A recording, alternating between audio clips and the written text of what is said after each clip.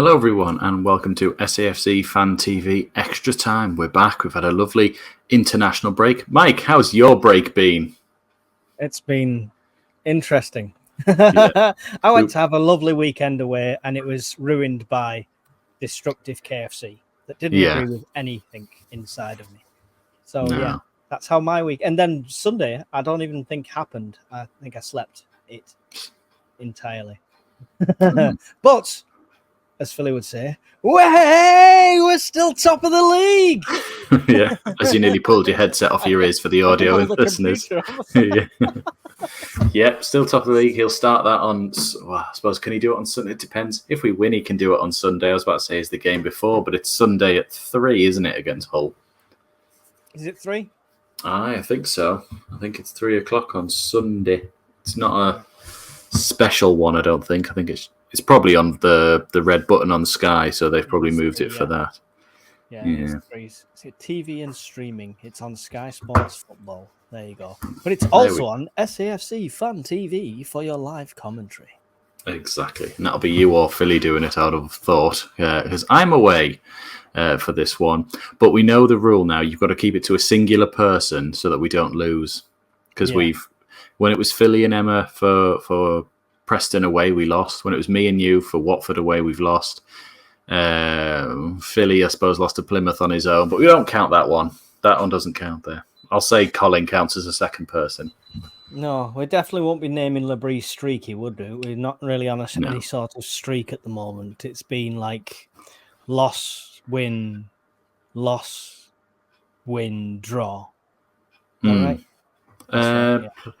Plymouth, then we beat Borough, and then, Watford. Yeah, I think so. So, like, apart from the first 4 games, we've sort of had a mixed bag, shall we say, since that point. Yeah. But, I mean, how would you think? Do you think he's all right still, Labrie? Yeah, I think he's got us playing better. I think it's every so often you see the players slip into old habits. But, I mean, I really didn't agree with people's reviews of the Leeds game. So now I'll have my say, damn you. I could do it. Call them out, name them. It's just everyone was like, I get it's great to get the point and the moment and the whole slip thing, and it's all wonderful. But it wasn't just a case of Leeds stepped up their game after we scored. We were doing this odd standoff even when they were attacking us, and we just didn't seem to commit to anything. And it was less about Leeds stepping up as us stepping back. And it was like the most tentative I've seen us play for like a good 40 minutes after the we looked a bit scared of them, I thought, at one point, a little bit. Like we were... Go on. Like we're League 2 come up against a Premier League team and we just don't want to be embarrassed, so...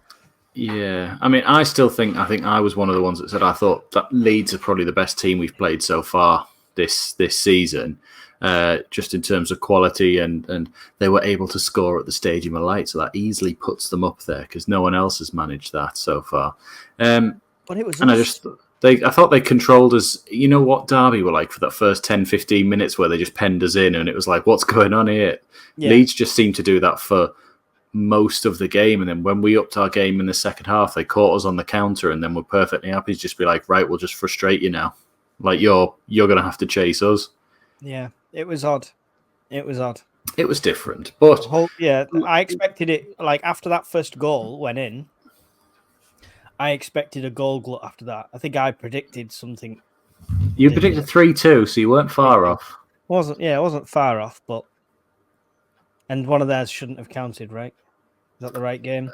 Yeah, well, the header was offside for Leeds, and then people will say that it wasn't their free kick and it was a handball in the build-up to their second. No, it's the offside one I'm on about. I remember. Yeah, so he was offside at the time. Yeah, I mean, being in the ground at the time and sitting at the end, I couldn't tell from there. It just looked to be perfect, and it's one of them that if the linesman gives it, everyone's going to give the linesman props because it was marginal. But VAR would be like, no, he's offside. I feel like I'm trying to remember months ago. What's with all these shitty international breaks? Well, there's another one in 4 weeks' time. Well, I heard something it's people are the leagues are kicking off with the FIFA over it, I believe. Possibly, it's because there's no tournament next summer, so this time is the one where they cram in all their nations leagues, and then next year will start the qualifying campaigns in the international breaks and things for the World Cup, won't they? So yeah, we don't need them. Like, we don't need this Nations League rubbish, and we don't need 3 international breaks by mid-November. Like, no, it's we had a really good head of steam. It's harder to say this, but if we'd have not had an international break and gone straight into that Plymouth game, I think it would have suited us better. Yeah, especially being on the run we were on. Yeah, like it sort of paused our momentum, didn't it? Yeah, and has this happened again? I mean, because despite it only being a draw, we had beat Derby and we did get a draw in a glorious manner against Leeds. Yeah. We won't discuss fans leaving early. People get sensitive. And then we're going to have this huge break. So are we going to be dragging our feet? Because it's another away game. Yeah. It's four. Is it 3 out of 4 of the next games are away before we have another international break? But when's the last away one we won? Portsmouth? Yeah, Portsmouth, because we lost to Plymouth, we lost to Watford. Yeah, and that's it since then. Yeah, and we beat Cardiff though, so 2 for 2. No, 2 for 4. Sorry. Okay, well, 2 for since the first international break. Yeah. Basically, before the international break, we were perfect away from home. After the international break, we've been far from perfect away from home. Yeah, I just don't like it. It needs something needs addressing. Like I say, if it was a one break, fine. It happens. Even if you did a 2, I know they are 2 weeks because there's a weekend. Even if you did a 2 weekends break once is fine. Just we don't need 3 individual weekends every 4 weeks. Like, you don't need to do that. Cram it into 4 weeks and do a Christmas shutdown of the leagues. Like all the Boxing Day football happens, and then after that, there's no football till February. Have a month off, stick it all in that month. The players come back refreshed, and it'll be the new signings, blah blah blah. It'll be fixture congestion then with FA Cup, Carabao Cup, Champions League games, and what have you like that. They wouldn't be. Yeah, but it would suit us because then the time where they're not on the international break, we could talk about transfers because it's January. Exactly, and they don't. But then teams would be like, "Oh, we don't want to sell any players in case they get injured while they're abroad or doing international duty, and who they're going to buy."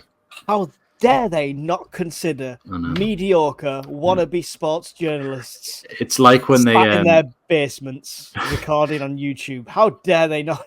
It's like when they went, we've given you an international break. It's like, you haven't really. What you've done is you've said half the teams can have a week off, and then when the next team play, they'll have the week off. So I was like, you haven't paused anything for fans or anything. You've just given a team a week off, basically, in the middle, and they're not going to have a proper week off because they're like, well, I've got a game in a fortnight. What am I going to do? So anyway, slightly sidetracked on that one. I've had a little bit of news and rumours and rumblings in the week. I'm going to start with the news that Niall Huggins has signed a new deal with Sunderland till 2026 with a club option of an extra year. I'll tell you what do you think of that one? How many months of them 2 years will he be fit? I think we said the same last season. Can we get him on pay as you go? when we did do you remember our keep or sell list that was very divisive, shall we say? Yeah. I think we said to get rid, but not because he's not a quality player, just because of this, that we couldn't get anything out of him. And like, say, I think it's a bit like the Elise one. So do you remember in the summer, Elise signed a new deal just out of nowhere, just 3 more years, I'm going to do it.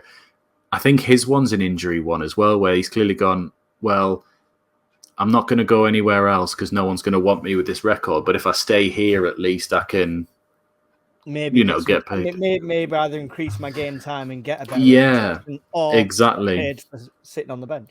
Because the last thing we want is he doesn't sign this new deal, and let's say it was until 25. I don't know when it was until, and he's like comes back in, plays the last half of the season, and everyone goes, "Yeah, he's great. We'll buy him, or we'll have him for now." So I see why the club are doing it out of protection as well, but I think it's also in the players, such as Elise and Huggins' interest to take the deal and just go, well, you're still going to get paid, you've still got, income and that, and you've got a club that will support you and clearly wants you to thrive and do well. Yeah. Well, I don't think it's a bad one. Does he fit in the squad anymore? I saw a few people say this on Facebook when I was having a look at it there. They're saying, when fit, he's our best right-back option, which is very harsh on Hume, because Hume's been fantastic. Hume has been fantastic. I see them as two different right-backs. I see Hume more defensive and Huggins more attacking. Yes, I would say so as well. And that might benefit Roberts as well in the future if he does play. But then you can move Hume over to the left side, where he played a few games last season when Sirkin inevitably got injured and Elise was injured again. If he's willing to sign and be that depth player that if somebody gets injured and you happen to be fit that week, then you get a game, then fine. I'm all for it. It's probably cost us no extra money. Knowing our club, we've probably negotiated him down. He's probably getting £6 and a Kit Kat per game. So, fine. I'm here with it. I'm just like, that's fair. That's fair. I'm okay with it. It was one of those that I was like, I wasn't like, oh wow, get in. I was a bit like, okay, cool. That's probably a good deal for both of the parties there. All right, nice one. But it was news, and it only came out in the last couple of hours. So this is us being topical for a change. But on the subject of not being topical, the rumours that were spreading this week were potentially last week, as we've been away for a while, is that we might be trying to get Jordan Henderson back from Ajax on a short-term deal. I think it was meant to be 6 months with the option of another year, depending on how things go. Not a fan? Shake of the head? A shake of the head is not a case of not a fan. Yeah, I love it when a player who's still got that kind of caliber comes back to a club that he does love. That is part of him. He's always been a fan of, even when he left. And I've got a lot of time for him as a player. I think he left us a season too early. I think he went for the money, and he could have made it even bigger, and he could have made a big splash when he moved. But that's just my opinion. But bringing him back, I would love it. Will this board pay the wages he wants? Not a chance in hell. No, I don't think they will. But I was saying this to someone at work the other day. He doesn't need the money, because of how much did he go to Saudi for? $750,000 a week or something. I know he was only there 6 months, and then they tore up the deal. Ajax wouldn't have been paying him a small amount. It'd have been decent. And he's I don't want to say it because it makes me feel old, because I saw him debut for us as well. He's at the end of his career, you would imagine. I think he'll be coming. I need to go to the retirement home. Yeah, no. I think he'll be coming in on like a Bradley Dack-esque wage. So it's not nothing to be sniffed at, and it's just a chance to play for Sunderland again, because he's from here and he's a Sunderland fan. I think his leadership qualities are going to be absolutely worth every single penny, even if he doesn't play. Because if you saw him for Liverpool for years and years and years, and how he sort of led them as well, and everyone said every single time, like, oh, why is he there? He's not a good player for Liverpool. He's compared to like Trent, Salah, all the other ones, all the other names they had on there. Henderson was never really thought of as like one of them, but he just got it. He just got the job and he got the role done. Do you know what I mean? And I just think him teaching Neil, him teaching Rigg, him teaching Bellingham, and he's also really good mates with Jude, so I think that's a help as well. Just gives us that something extra in our midfield, even if he doesn't, or even if he comes on to see out games. Just his not. Do you remember when Zenden used to just put his foot on the ball in like 60 minutes and just tell the whole team just to calm down, just sort of like, nope, just calm. We know what we're doing. Just simple passes to the side. Let's just get it moving and go from there. I think that's what he's going to bring to us. I'm not saying he's going to start every game and he's a world beater and he'll be pinging them in from 40 yards or anything. I just think he's an incredibly clever player and a great leader, and those are two great qualities to bring in. Yeah, I mean, if he does. Yeah, and I get it, and I think he's the only one that could make that move happen. Yes. It's never going to be a case of we've got to tempt him here or we've got to offer him X amount. He's either got to take a hit or he's not interested in doing it. But I suppose at the end of the day, it's how he wants to be remembered in his retirement. If you're watching, Jordan, if you're watching, pay attention. Yeah. It's how he wants to be remembered in his retirement, because like you say, he's not had a prolific, nobody's like singing about his time at El Afatigfak then once, or Ajax for that matter. His glory days, most people will say Liverpool, because that's his highest value point. But he's prime Klopp era. He's fondly remembered at this club. He could come into this club and not just be a player for a season. He could be a part of his childhood club now into retirement. Look at Kevin Ball. He could, yes, exactly, can go into coaching roles or anything with us there. I could imagine him quite easily doing this. And then, like next season or season after, whenever he decides to hang him up, easily going in like a Proctor-esque role of like someone with the team. Do you know what I mean? And like coaching with him. But that's the thing. At least then we go, hey, do you remember this guy scored 2 own goals in one game? Why don't you listen to him? Or, hey, do you remember this guy who's won a Premier League and a Champions League and took England to like European finals? Mm-hmm. Which one do you want to listen to? Yeah, well, I mean, this is it. And I think it's up to him now. Mm-hmm. I mean, like you say, maybe he doesn't need the money and maybe he doesn't want to train with a team at this level now at his age. Maybe he just wants to retire. That's fair enough if he does. But maybe it's all about how he wants to spend his retirement. I think is he not one of those that said he'd always return at some point? I think he did. Yeah, I seem to remember him saying. I seem to remember him saying he'd love to come back one day. And I think it's probably the same as Pickford. You imagine later on in his career going, I'll go back. I'd love to. Like, it's just they never normally do. But these two are from, like, Grant Ledbetter did it. You know, admittedly, we're on our lowest point, and the team you go back to has got to be at a level where they'd take you back, right? If we were Premier League and I think we'd take 5 or 6, we wouldn't be taking back a 40-year-old Pickford, you know.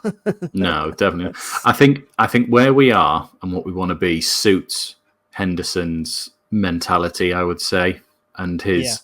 And it gives him a goal for us. If he was just, I'll go back to Sunderland just to survive in the Premier League for another season, I don't think he's that interested. But I think the goal of putting us back in the Premier League and then maybe helping to establish us in there, you know, for a season, I think that's the goal, isn't it? Yeah. Yeah. Well, I don't know. His market value lines up according to Transfer Market with our budget of €4 million player. Mm-hmm. So we know if the value reflects the wage, technically we should be able to afford him. But obviously you've just come from a place you're probably getting silly money. Yeah, exactly. It's all about how, or if Ajax as well are willing to just terminate the deal and just go, yeah, there you go. And then the money and the no fee for the player and things like that. Like you said, it mainly relies on Henderson wanting it. Has he been vocal about it at all? I've not seen anything, but... No, I mean, don't get me wrong. When a player's normally signed to a club, they don't normally go out announcing, "No, I'm going to leave and I'm going to do this." I just know he hasn't been playing, really. Yeah. Well, we shall see. It'll be interesting. Yes.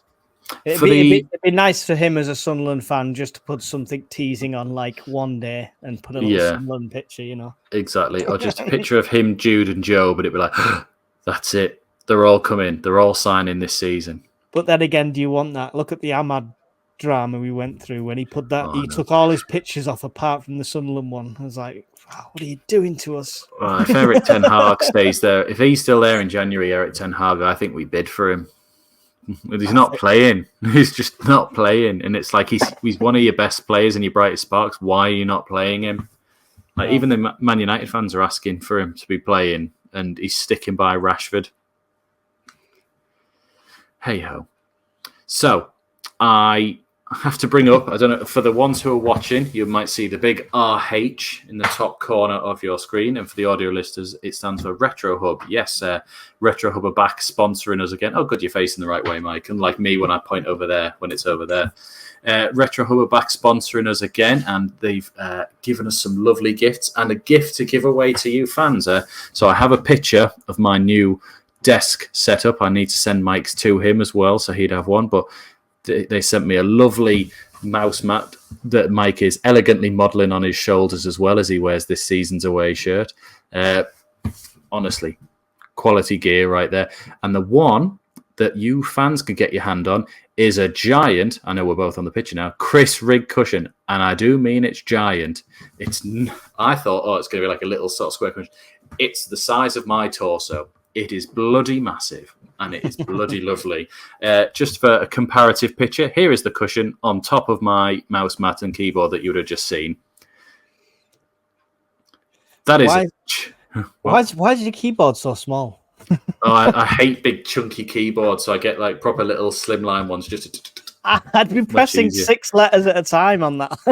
Oh, no. No, that's how big the cushion is. That's a normal size keyboard. That is how big this cushion is. Honestly, though.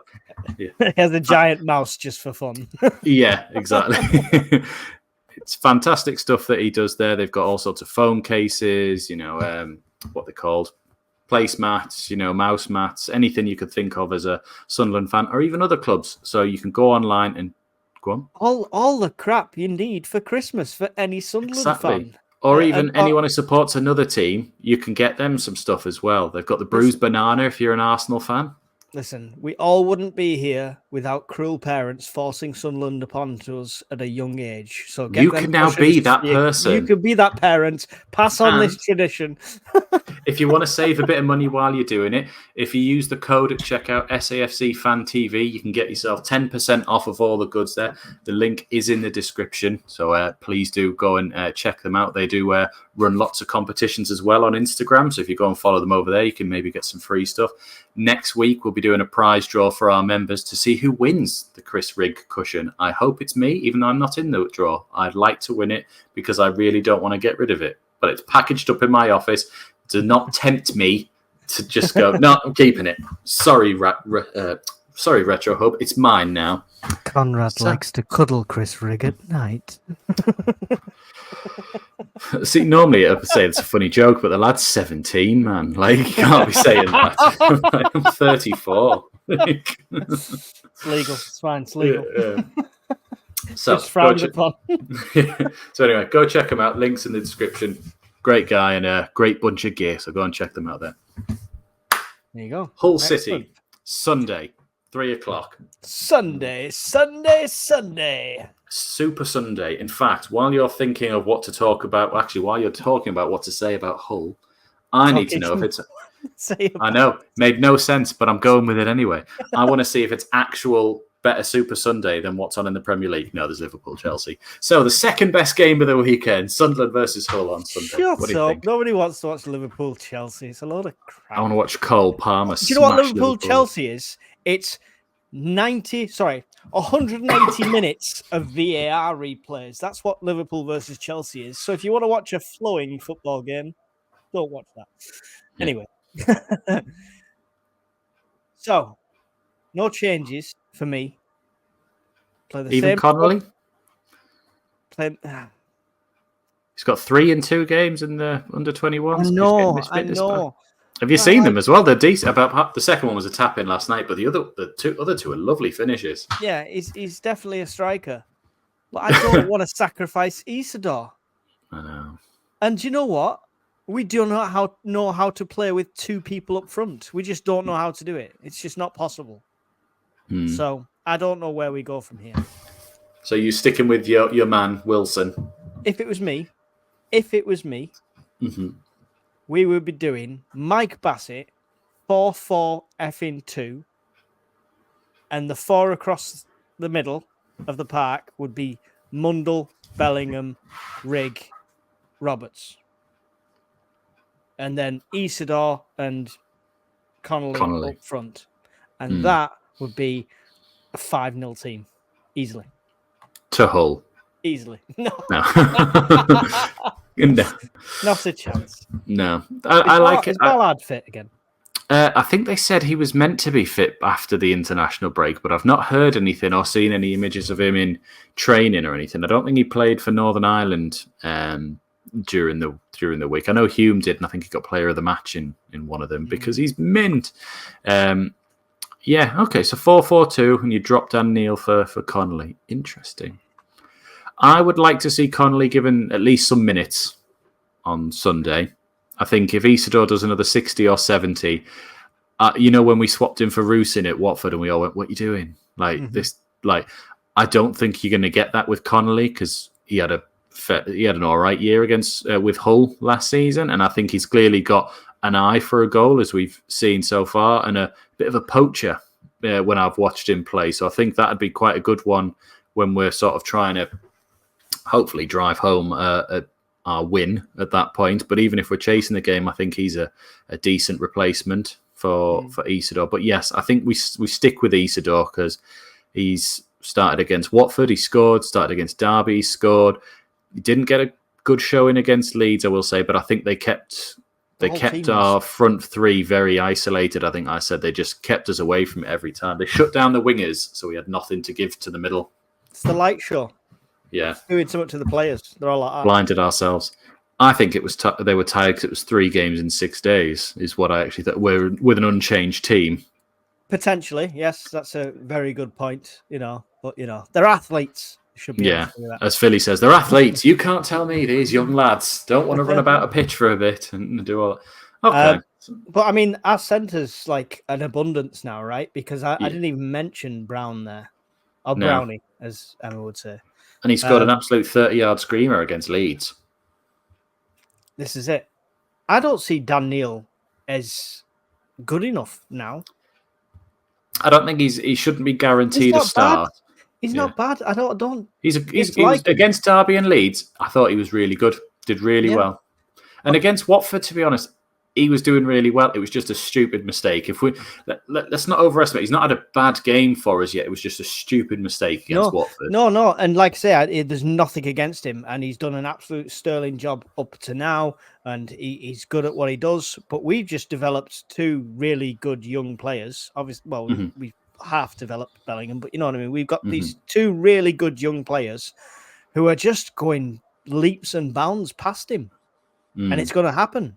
And then when it comes to experience, Brown is going to trump him on that all day long. So exactly, it's difficult. Yeah. But is he captain again? I think he will be, and I think he should be. Again, he was... I don't remember which game it was. It was either... I think it was the Derby one. Someone pulled a shirt in the first half and got a yellow card for it. It might have been Sirkin. And someone did it to Dan Neil at like 87 minutes, and he just stopped and just stared at the ref. The ref gave free kick, and he was like, and are you going to book him? And when he didn't, he was just like, you've literally just... I was like, shut up, shut your face, don't talk to him. don't give him an excuse to card you. Just don't do it. But yeah, I mean, we've got 4 really good central midfielders there. 2 that are, like you've named, Bellingham and Rigg, are just fantastic. Brown, who's clearly brilliant and just knows the game inside and out and knows his league inside and out. And Dan Neil, I think, is still... I don't want to sound harsh or anything when I thought, because he's a quality player. I don't think he should be sitting this deep. When you think about his good moments, he was always that one bursting on and dinking the keeper or sort of getting in and around the area when you think to his good moments under Mowbray as well. Yeah. Maybe they're sitting him too deep. We've not even seen Alexic yet, right? No, not even come on yet. But could that be another Mundle situation when we didn't see Mundle much for the first 6 months, and then they just dropped him in and he was ready? So could he be one that they're just like, you just get used to it, just get used to being in the team, going for it, and then we'll start to drop you in? I mean, they've got to be fit because Alexic and Connolly were on the bench at Leeds, right? So yeah, he was on the bench against Derby and Watford, I believe, as well. You don't get on the bench for the first team even if you're not able to do a job. Minutes, Yeah. So they've got to be fit. They've got to be ready. So it's just very interesting. I think Labrie's got a harder task dropping people now. Yeah. It's like because everyone's doing well. League manager's nightmare when 20 of your mates all say they're available on that one rare occasion, and you've got to tell 5 players, sorry.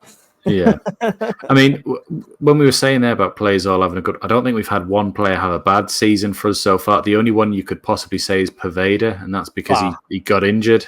Bar hasn't played a game. It's just terrible. Yeah, he's just terrible in general. Wait, is this the Bar that turned up for 5 minutes against Newcastle, or the Bar we saw for 2 years?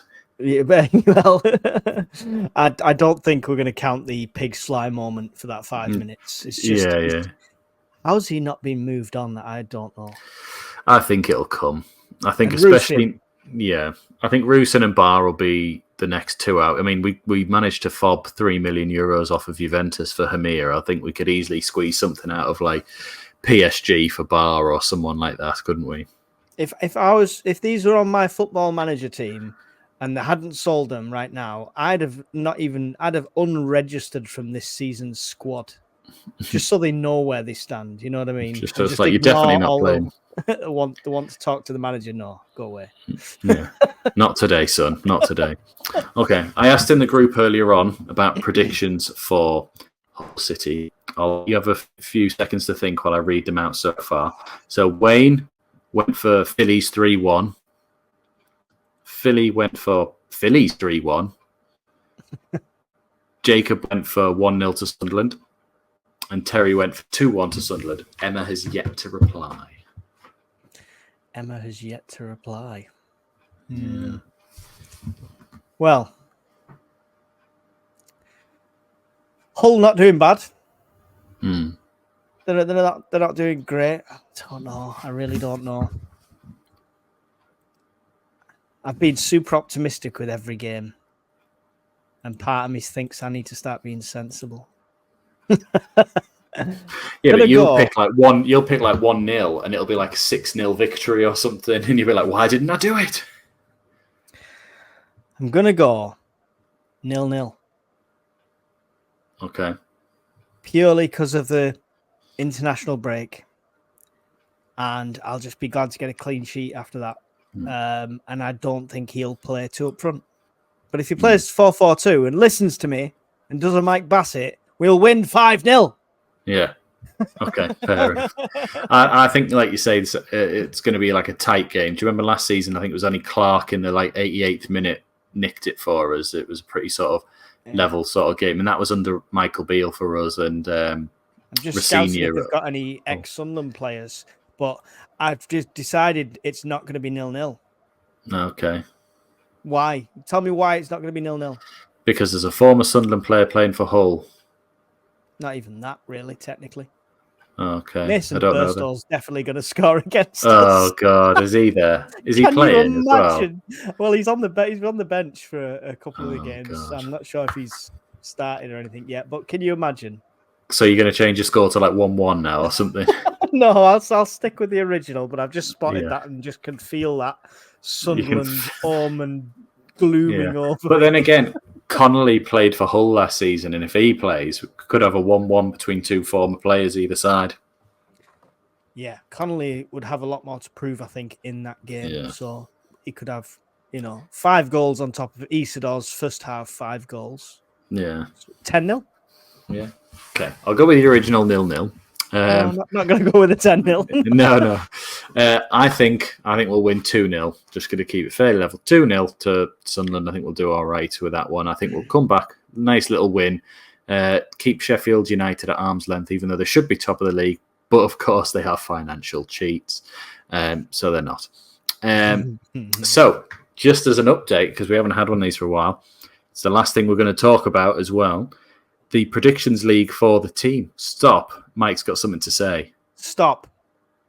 Hull played a friendly in the week off. There's a difference.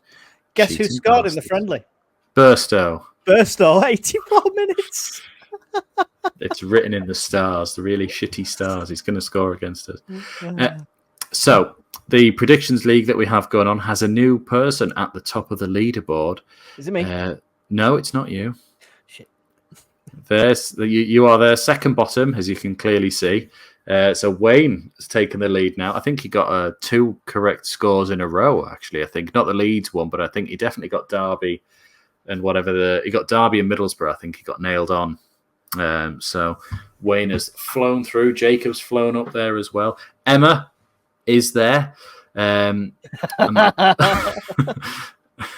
I'm still floating around the top there. That's about the best I can say. You're only one actual correct. It's because you go mad. You go mad with your scores. I'm going to say it. You go mental. I mean, look at that table. I'm definitely safe from relegation. Yeah, you're not last. That's the main thing. You know, you're glad there's only one relegation zone, aren't you?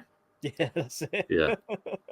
So I think we'll wrap it up there. We've had a lovely flying chat through about 4 subjects there. So thank you everyone for joining us. Don't forget to check out Retro Hub. Links in the description below.